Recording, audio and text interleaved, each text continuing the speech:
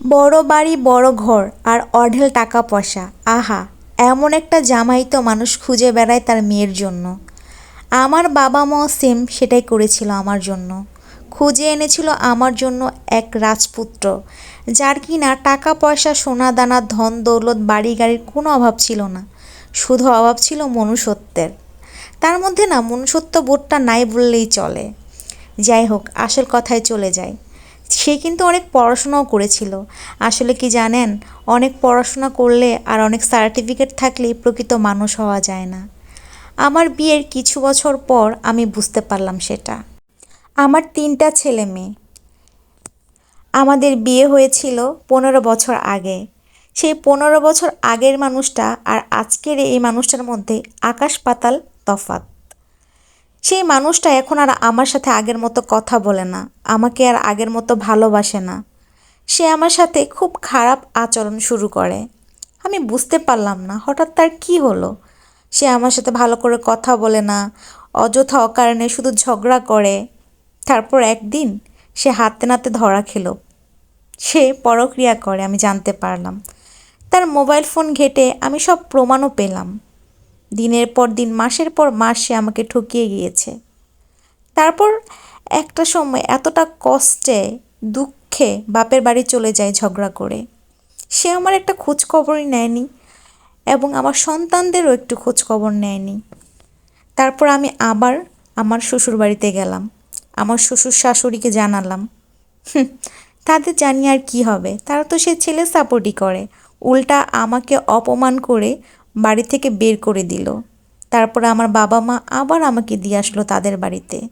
তারপর শুরু হলো আমার পর আসল অপমান, অপবাদ, নির্যাতন, নিপীড়ন। সবাই মিলে আমার উপর নির্যাতন চালাতে লাগলো। একটা সময় আমি অতিষ্ঠ হয়ে সেখান থেকে বের হয়ে আসতে বাধ্য হই এবং আমি তাকে ডিভোর্স করে দিলাম। ডিভোর্সের পর আমার জীবনটা আরও বেশি দুর্বিষহ হয়ে উঠল। 3টা সন্তান নিয়ে বাবা মার ঘাড়ে বসে বসে খেতে লাগলাম। আমার বাবা মার অবস্থাও খুব একটা ভালো ছিল না আর্থিকভাবে। তখন ভাবলাম কি করব, আমি এই ছোট ছোট বাচ্চাগুলোকে আমি কিভাবে খাওয়াবো, পড়াবো, সব দায়িত্ব নেব।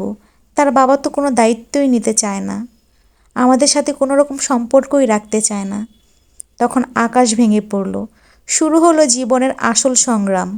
ভেবেই পাচ্ছিলাম না কিভাবে কি করব। আর এদিকে আমাদের সমাজ তো আছেই, একজন ডিভোর্সি মহিলাকে কেউই ভালো চোখে দেখে না। আমি একটা জব নিলাম, ডিউটি দিতাম, অনেক কষ্ট করতাম, পরিশ্রম করতাম, খেয়ে না খেয়ে বাচ্চাদের নিয়ে জীবনটা চালিয়ে নিয়েছি। এত কষ্ট জীবনে কোনো দিন করিনি। কিন্তু ওই যে সমাজ বলতে কিছু আছে, তারা নানা রকম কথা বলতে লাগলো। তারপর বাবা মা আবার বিয়ের জন্য আমাকে প্রেশার ক্রিয়েট করলো। তখন আমিও ভাবলাম আসলে আমার বিয়ে করা উচিত। আমার বাচ্চা কাচ্চার মুখের দিকে তাকিয়ে কিভাবে কি করব বুঝতে পারতেছিলাম না। ওদের খরচও সেইভাবে জোগাইতে পারতাম না। তারপর একদিন একটা মানুষের সাথে আমার পরিচয় হয়, তাকে আমি বিয়ে করি। সে আমার বাচ্চা কাচ্চাদের মেনে নেয়, সব কিছু মেনে নেয় আমার লাইফের। ভালোই চলতেছিল। বিয়ের পর কিছুদিন যেতে না যেতে আবার শুরু হলো সেই তার আসল রূপ।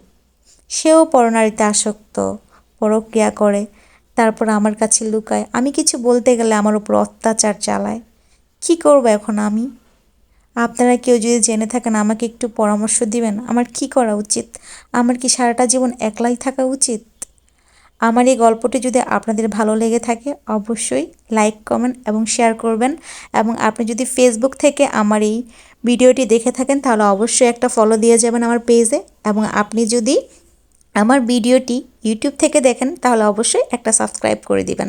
সবাই ভালো থাকবেন, দেখা হবে নেক্সট কোনো ভিডিওতে। আল্লাহ হাফেজ।